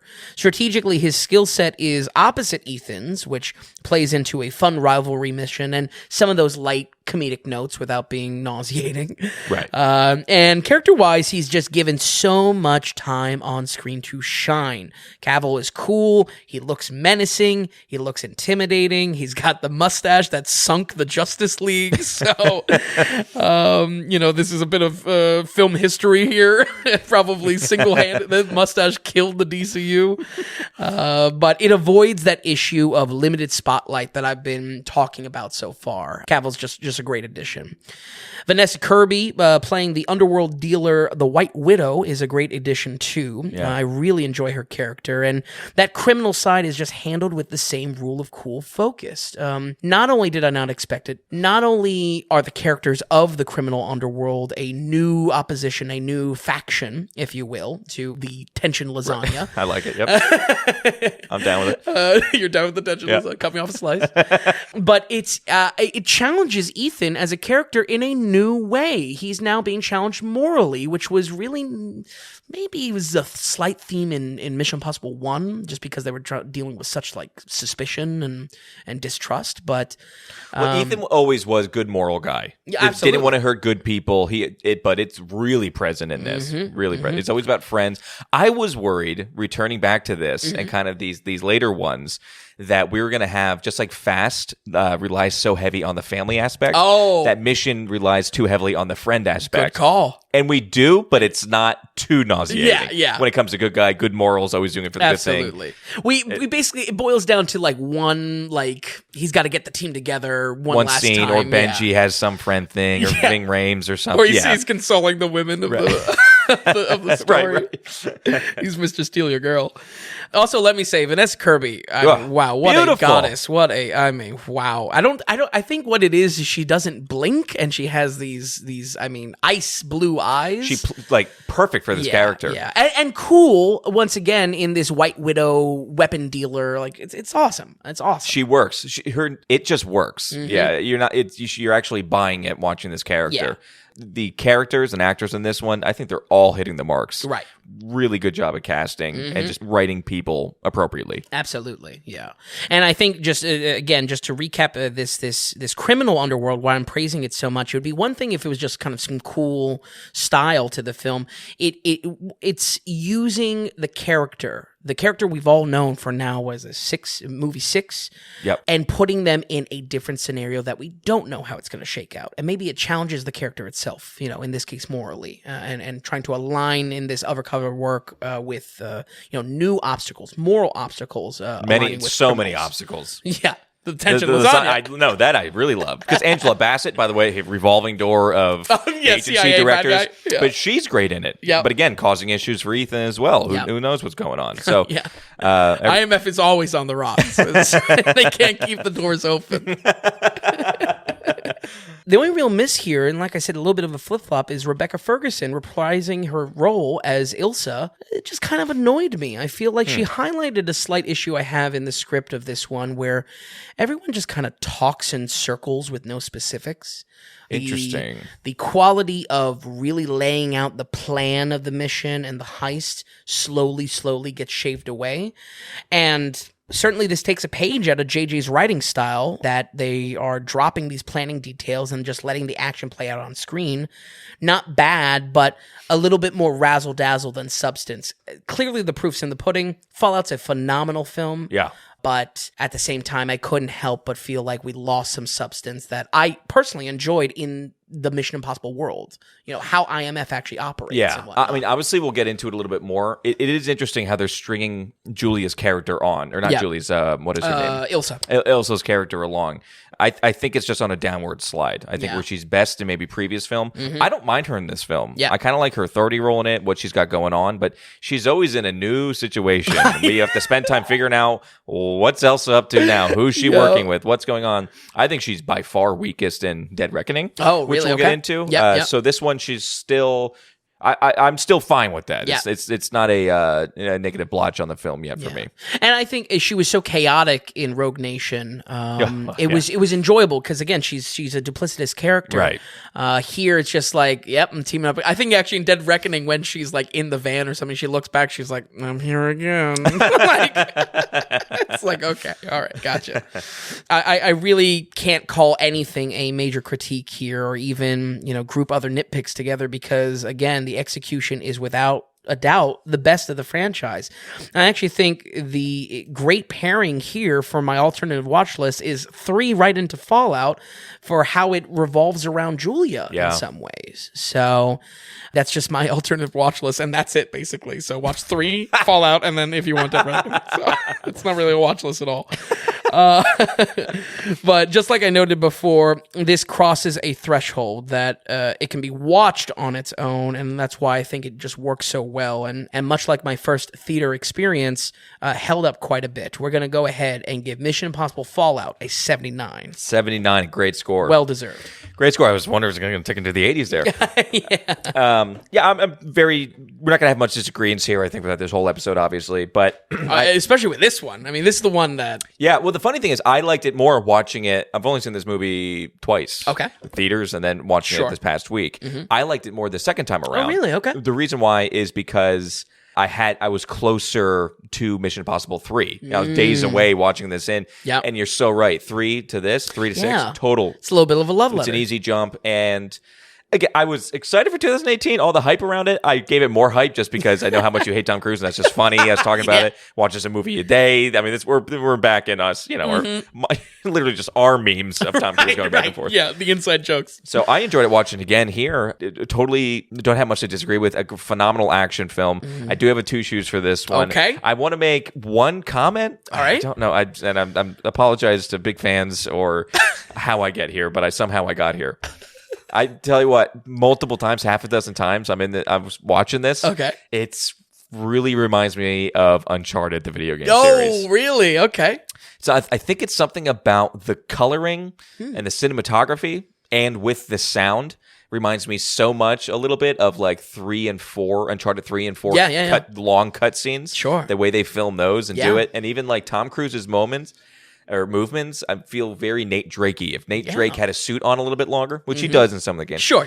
I don't know. I was really loving it. I felt like I was dealing with more of a Nate Drake character. Yeah. Loved it more than the Uncharted movie, that's for sure. I don't know why. Totally different things going on, but I couldn't help but feel it. Felt a little video gamey in a great way. Absolutely. All the like I said, what's his name? The murderer. Alec Baldwin. Yeah. The murderer. Alec Baldwin's still good in this. Jeremy Renner's... At least I said potential. Jeremy Renner's out. I think everyone's kind of firing on all cylinders. Yeah. Even Ving Rhames is not being overutilized yet. I think he's just right the way he is. Right. I think Benji is getting enough love there, what he needs to be getting. And I love the connection from 3. I love... We get some of the most depth and understanding of Ethan as a human being in 3, and the fact that we're connecting that now. It adds weight and volume to this movie, but... Man, yeah, it gets 2 shoes. one of the laces tied. Wow. We're in Bond territory big time on this one. Absolutely. Right there with you. Loved this movie. It's the one to watch. Believe the hype for sure. Definitely. All right, Finn. Okay, so before we get to our last, we're running along here, but I think everyone could assume that. But before we get to our last film, folks, we want to remind everybody we are going off the value for value model. Vin and I, we sit down every week. We host this podcast. We do the newsletter every week, and of course, we have the website going along, kind of a companion piece to it all. And the point is, are you finding that valuable? Meaning, are you enjoying it? Are you into movies more than what you were a year ago? You're making your own list. You know, are you watching movies and following along with us? That's value to you. And the point is, can you show us some value back? It's value for value. Basically, how you do it, you go to thedailyratings.com, you go to the donations tab, and through monetary support, you show us what value you're getting from the Daily Ratings. Also, when you do that, you are now an official producer of the Daily Ratings. It's a credit to your name. You can write in a long note as long as you want, whether it be questions, comments, critiques, love or hate, it doesn't matter. You send that in with your donation. We're going to read it here right on the podcast. We kind of spoke about it last week as well. We have all different ways that you could donate. We do have the website, which you can do one-time donations. You can do subscription kind of based, where it's a monthly or a weekly even that we have. If you're a Venmo person, at the Daily Ratings, you want to hit us up at Venmo, go ahead and do that. If you're a Podcasting 2.0, you love sending Satoshis. We receive Satoshis, whether you have the Strike app or Get Helby, or whether you use Podcasting 2.0 apps like Fountain or Curiocaster or Podverse or something like that. But we want to make it easy for everybody. We want to make it very accessible to you, whichever way maybe you want to send us some cash and show us basically the value. We appreciate you all. We are approaching the big 100th episode. You know what I was thinking this week? What? I was taking a look, and it seems like our Aussie listeners have kind of drifted off. Okay. Or maybe some people just changed their IP address, or their maybe some people just changed the VPN or something like that. I don't know. But I was laughing because we had a good Australian presence there, and I was thinking a hundy on the hundy. You know? Hundy on the hundy. That's my big campaign. Send us a hundy on the hundy, folks. Yeah, the hundy on the hundy. That's great. Anyway, it is our big 100th coming up, and you know it's a little bit dry with donations lately. That's okay. We're building slowly and slowly. People are listening, which is great. Another way to contribute also, please tell somebody about it. Whether it's friend, family, complete stranger that you hear talking about movies, get us in the conversation. That is where we want to be, and we appreciate you all so much. One thing I don't think I ever mentioned in all 92 episodes, I just want to remind people that, you know, are you excited that we're watching these new movies? We watched probably 75 to 85 films this year, new films. That's a lot of movie tickets. So that's a lot of money out of our pocket. So we greatly, greatly appreciate any support you all send back our way. It's a value for value model. It's thedailyratings.com, and you can head to the donations tab. All right, Vin, now here we go. Here we go. Tom Cruise coming to save the movies again. We get the big rant in this one. This was We are saving movies. I am on the phone every day. Yeah. A lot of talk on this film for a long time, and I think that does nothing but hurt films. Oh, really? Because it's just, please just give it to me. That's why I'm trying to avoid trailers as much as possible with some of these movies coming out this year, because please just give me the film. I don't want to have expectations. I had expectations walking into this one. Of course. So we can just kind of get into it right away. But this is the big Mission Impossible Dead Reckoning. They're telling you right away. It's part 1. It's a new theme coming up in movies, it seems. A lot of people are doing it. Absolutely. Whether it be cliffhangers or telling you right in the beginning, just like Dune or something. Let's get into it right away, though. How did we like Dead Reckoning then? Reckoning was good. It's certainly a very slick looking movie. I feel like how everything looks, characters, cinematography, they really love bringing back some Dutch angles from Mission Impossible 1. They bring back the train sequence from Mission Impossible 1. I feel like this could hit for really diehard fans of the franchise. And no real production notes on this one, though, folks. Really? It's the same team at the apex of the series, and no doubt supercharged by Fallout's massive success. I would say the only thing I'll note is, like you said, Tom, the blinding part 1 that is on the title. If 2023 has taught me anything, it's that these multi-part movies won't be going away. Fast X, Spider-Verse, and now this. But I think it all boils down to if the experience of the film earns the 2 parts. Sure. Spider-Verse earns the 2 parts. Fast 10 does not earn the 2 parts. So here, I don't know if that's the case, honestly. I have to say right out of the gate that if you want a snappy spy movie. This is I don't think the one to go to because the whole movie just does not need to be this long. I think by stretching this story into 2 parts, the runtime could have been seriously cut down. We could have had more killer content too, if you want to even keep the 2 hours 40 or even grow it to 3 hours plus. But in one film, yeah. Exactly. I feel like there just could have been some more killer scenes to it. And because of this, just as kind of a blanket for my review, every praise in the review is diluted and every pain is magnified. So when it comes down to it, I don't think this was a bad movie by any means. And if anything, pretty good in a lot of spots. But I just could not shake man, if it's a 2-parter, I don't know, make it a 2 hour on the dot. You know what I mean? I feel like there could have been editing decisions in this to make it a lot sharper than it was. I was excited when I found out that this was part 1, when I watched the trailer, when the very first trailer came out, part 1 showed up at the end. Right. I was actually very excited for it. And I was okay when I saw the length, actually. I thought coming off of Fallout, man, they know what works. Yeah. So take that and just build carefully, but build on it. I have to say, after watching it, I came with expectations and left definitely wanting more. And the reason why I also brought up Dune is when you watch Dune Part 1, it is a good movie. It is a standalone movie. Yes. If you watch that movie and never go to 2, that's fine. It's not hurt at all. Yep. This is absolutely hurt by the fact that there's a second one coming out. Yes. And I don't think it has to be that way. Right. Again, I think that comes back to McQuarrie's writing. Yeah. It hurts the movie overall. At that point, they could have just made it snappier because it didn't need to drag. They could have been a banger 2 hour. Yeah. It could have been a part 1, 2 hour 43. I know. If you kept, I think, some of the stuff or all of the stuff that makes Fallout so good. Yeah. I think there were elements that were just not there now. Yeah, it was dulled. The praises are dulled because of the runtime. And that's not to say, again, the individual moments, the real highlights of the film, they hit very hard, and if anything, in the ways that Fallout hits. But just that was my observation, kind of out of the gate, and what I want to kind of set for the review. As far as Dead Reckoning's plot, we begin with a top secret Russian stealth tech that is out in the wild, but like the evolving tactics of war, it only invites a bigger fish to take it down. The real threat is an AI entity that is let loose and begins to position itself tactically against the world. This superintelligence beat Ethan to it. It went rogue first in this film. And I guess I'll say props for right time, right place for capturing the real fear in AI tech at the time. This is our first kind of AI boogeyman, if you will, in film, it feels like. I was open to this and seeing. I'm hoping we see some real substance in where it can go for part 2. When its probability calculations start predicting events before they happen, it becomes much more than a tool for the forces of evil. It becomes the evil itself. The only thing that can keep it out of enemies' hands is a key. That key becomes 2 keys. And I said, oh, God, it's Beast Wars again.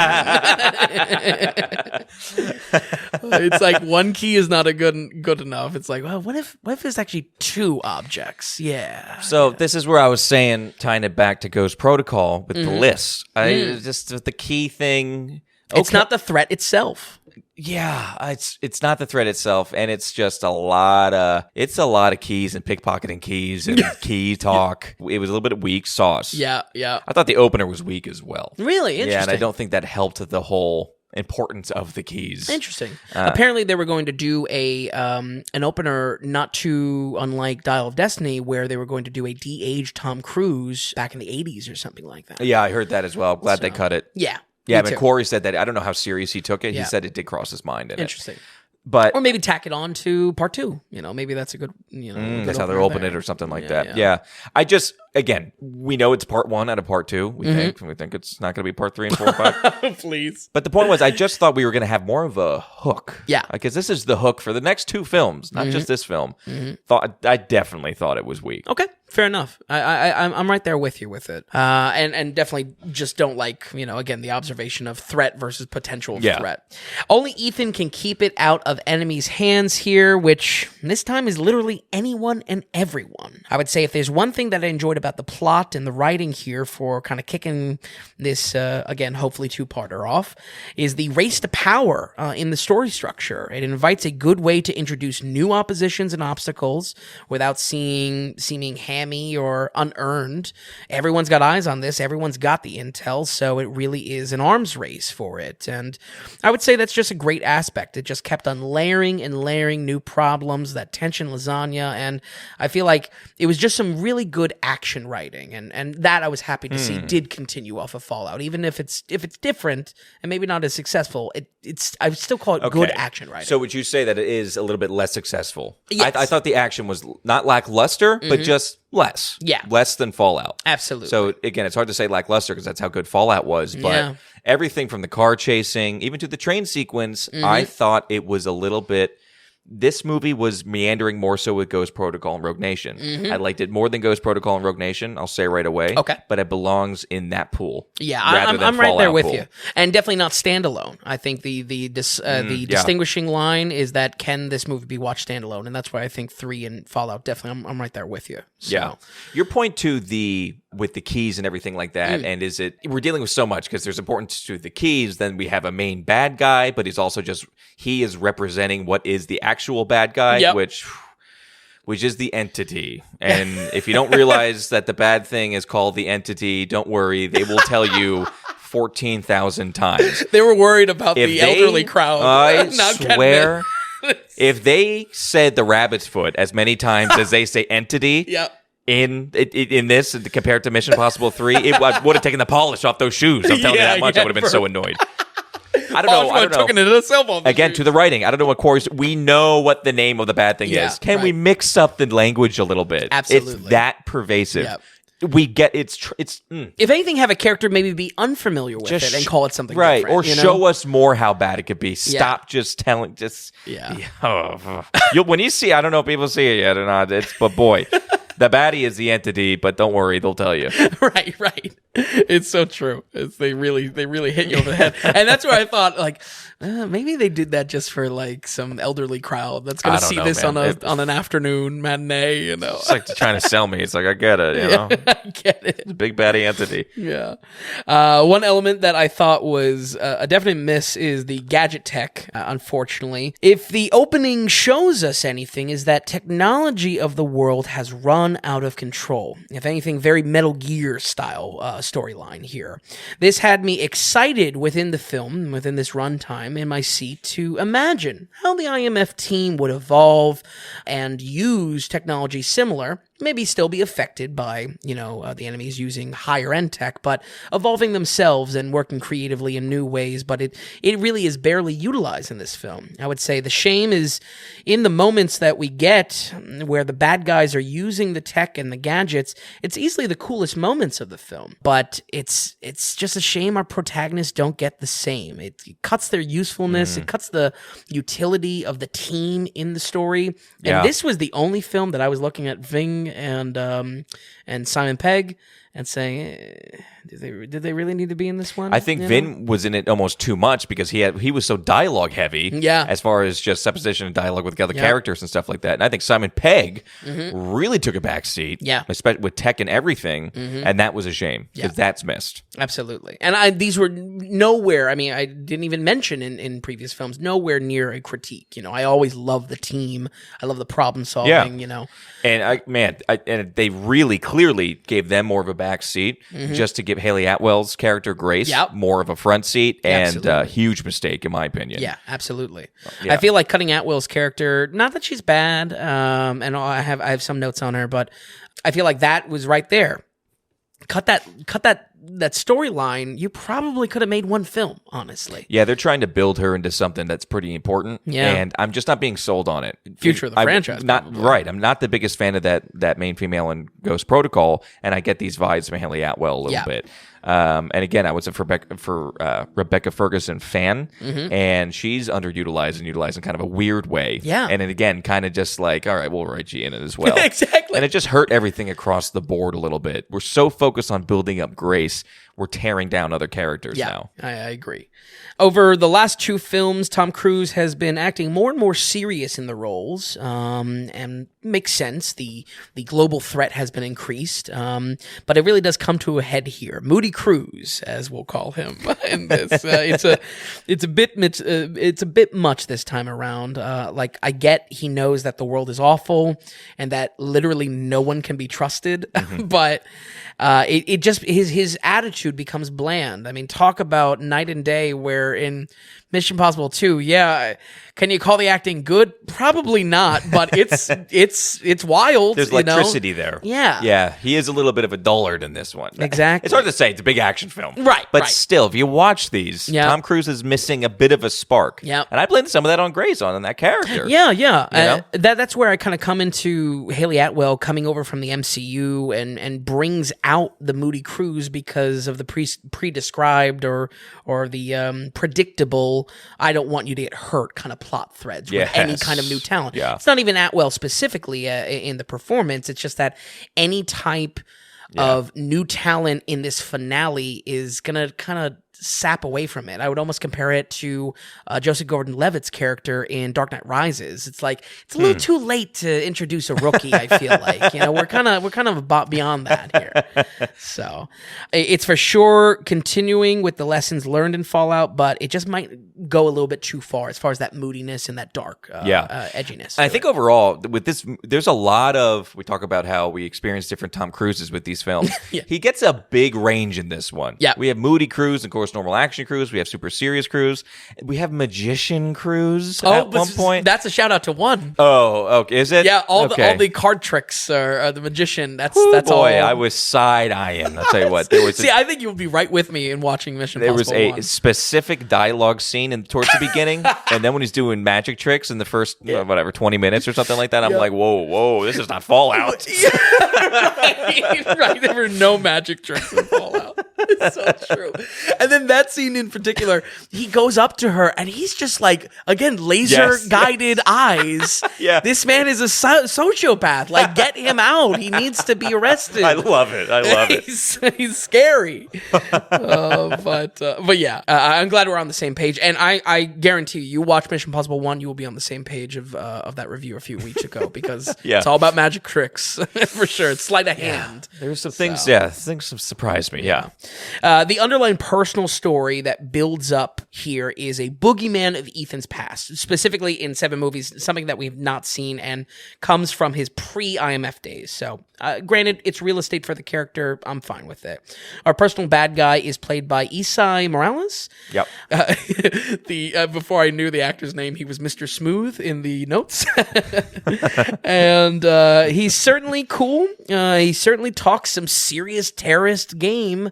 But in a meaty, almost 3-hour runtime, we don't really get to see him be menacing, which could have just done wonders. It's the same critique that I've been saying so far, but I think it is accentuated. It's magnified a little bit because of the runtime. There was even more real estate to really just show an evil bastard and get behind the good guys on this one. Yeah, he was cool, and he was cool bad guy. He dresses cool. But he wasn't exactly, you didn't have that fear that you could get off of, that you could sense off of Philip Seymour Hoffman or something. No bombs like that. And no heads. But do you think that it's pigeonholed a little bit because he is just a representative of the actual baddie and him not being the main bad? You know what I mean? It's just like, I totally agree. What are we all doing here a little bit? I think that's where it gets muddy because this personal baddie is Ethan's baddie. You know what I mean?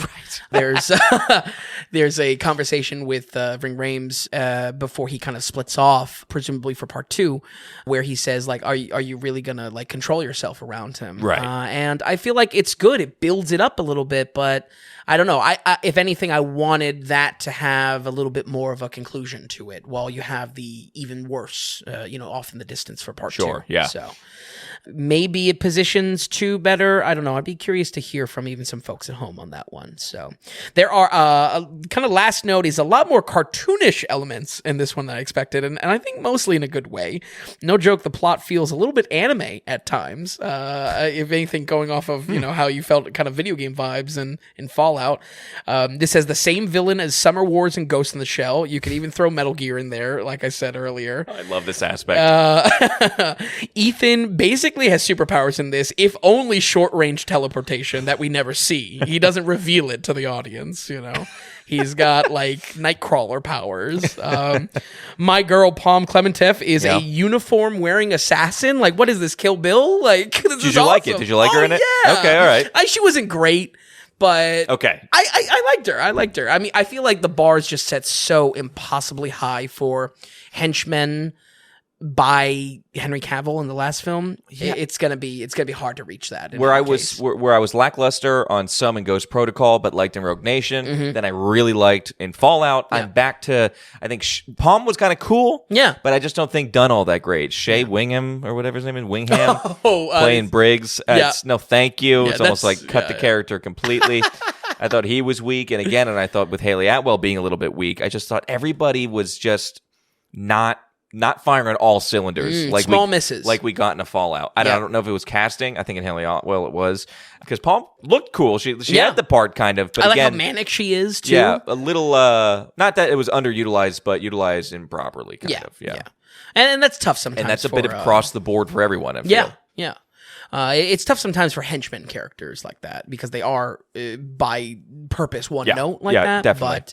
But yeah, the observation on my end was just that, like, man, this is a cartoon. She's wearing uniforms. There's a riddle asking bomb. I'm sorry, what? Yeah. So these elements, they may sound critiques. These are actually some positives. I liked. I don't know. I was.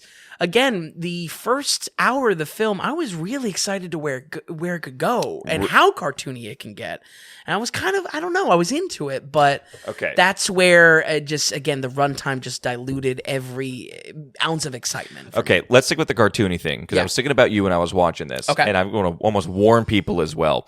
The beginning of the film, there is a very long, lengthy dialogue with a lot of different characters, breaking down what the situation is, letting us know what the entity is. Yeah. The weird angles, those Dutch angles, the broken up dialogue and cheatedness of the characters and the acting in the script. I'm like, is this on purpose? And we're all supposed to know how cheesy this is and enjoying it together? Right. Or is this supposed to be serious? Yeah. I think it's a good question. I didn't know how to feel about it. I was thinking about you, and I was like, I don't know if there's any way, Vin. You're either going to have a smile on your face, like, I love this, or it's just me like, you're kidding me? Give me Fallout. It's true. I'm definitely in the camp of give me Fallout. I wasn't hating it, though. I don't know. That's what I'm saying. It was this dialogue scene, and then the magic. Yeah. I was like, what's going on here? You feel it. Yeah. You're like, what? They give this guy this voice? He said it. He said that line like this? Yeah, for real. I don't know. But I think to evolve, I mean, we're already at by Fallout, an elite group of the shadow organization elite. How much better do you get? I feel the cartoonish elements were able to amp it up, if you will, camp it up. It was more campy, and what is spy movies but camp? I got to be honest with you. At one point, when people were talking different languages, I was almost waiting for John Wick highlights or something like that. It was getting to be like a little bit like that. Yeah, definitely comic, cartoony, anime. But that's all. Just say that I think some of those elements I was appreciative of and new flavors for the franchise this late. But just got diluted. And I feel like these aspects show a lot of promise for how wild and out there they can go for the plot. But honestly, it stops at a promise, because even if you're satisfied for where they go in this movie, it stopped hard at this part 2. It's not as much as a cliffhanger as Fast 10. That's really the worst. And Yeah, also, you're upset about that one. also, yeah. like just a blatantly bad movie. But What about The Pope's Exorcist? that's sequel bait. That's, okay, that's more franchise bait. That's good call. Good call. That was shameless. But that's where I think I come back.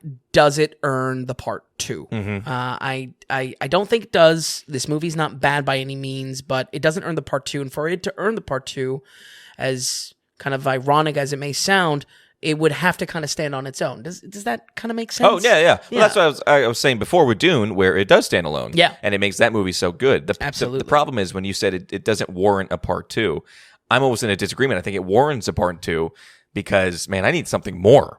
Yeah. Like at this point, now I need to actually, it's almost like, okay, this was like the 0.5 or something. Yeah. The prelude, and it was just too long. Yeah. Because now, okay, give me the actual good movie. And that's what it felt like this was. We're going to give you some flash.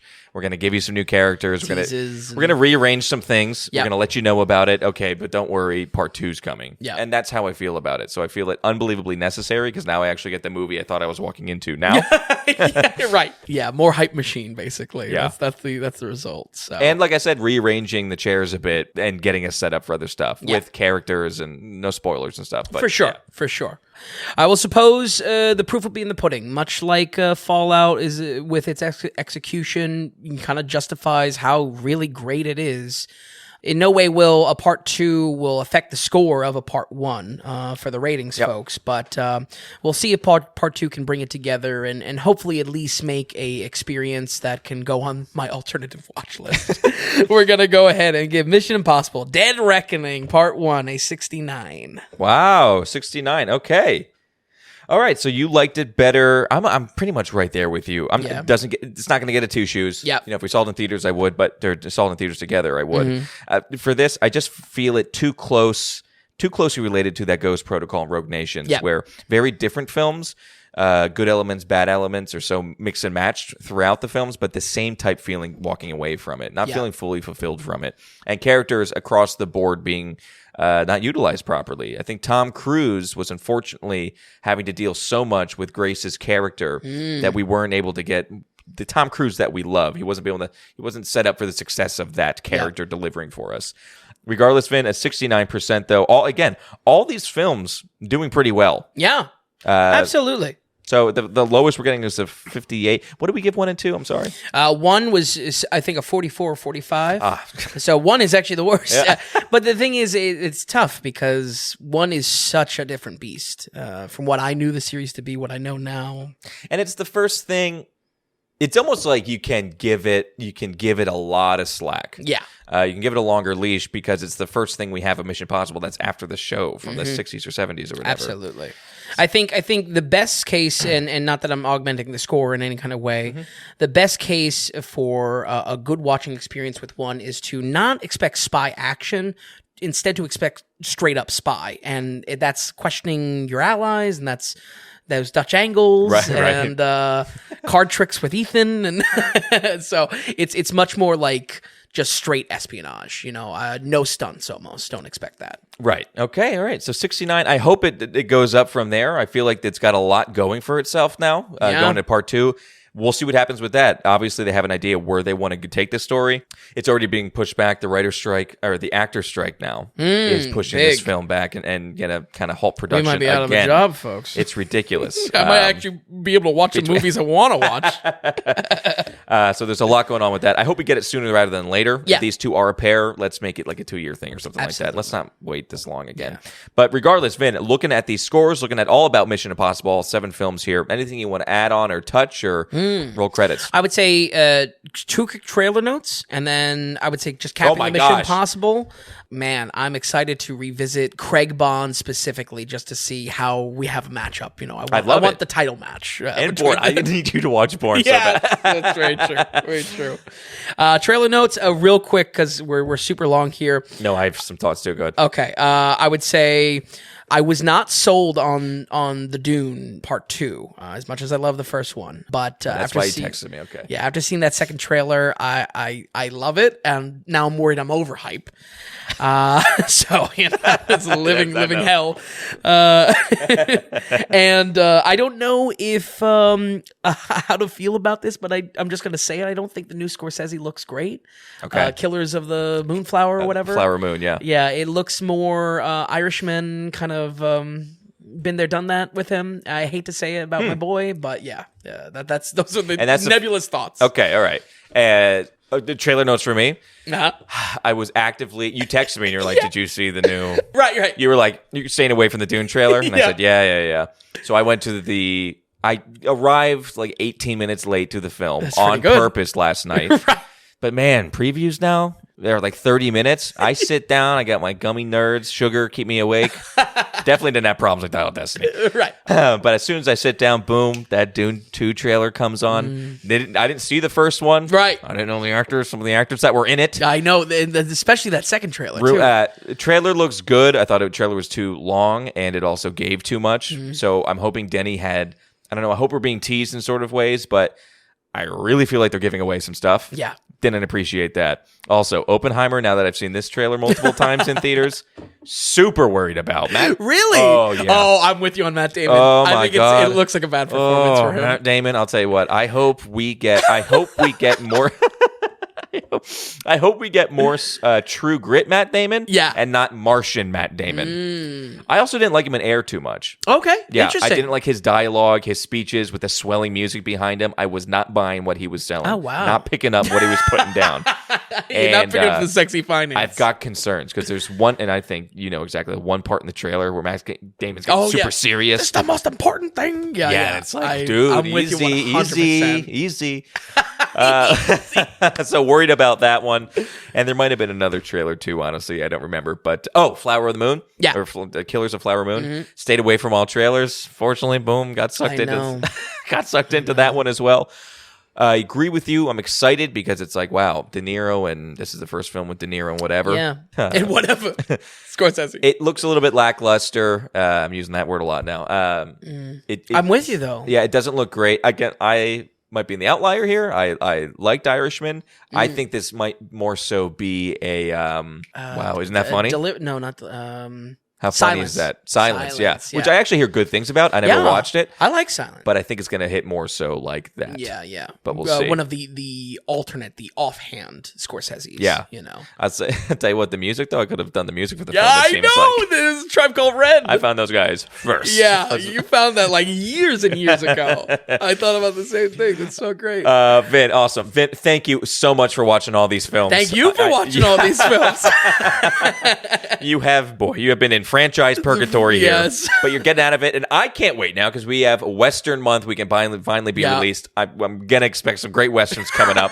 Gotta watch them. Yeah. Vin, thanks so much for watching these, for coming by here today. Folks, thank you so much for listening. We'll run it down here one more time. We have Mission Impossible 3 with a 72%, Mission Impossible Ghost Protocol with a 58%, Mission Impossible Rogue Nation with a 66%, Mission Impossible Fallout with a 79%, and finally, Mission Impossible Dead Reckoning Part 1 with a 69%. Folks, thank you so much for listening, and we'll see you next week on the Daily Ratings Podcast.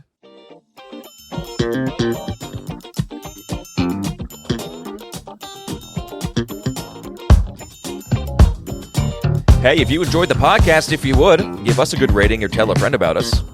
If you're wondering if a film is worth a watch, or if you'd just like to see more movie ratings from Vince, be sure to stop by thedailyratings.com, where we have our ever-expanding catalog of films. And also, if you found value in the podcast or our site, become a producer and go to the donations tab on thedailyratings.com. You can donate whatever amount of value you feel you received from us. We're looking to build this into something large and great, folks, but we also want to be independent from those corporate sponsors. So we greatly appreciate any support from you all. So thanks so much, and we'll see you next time on the Daily Ratings Podcast.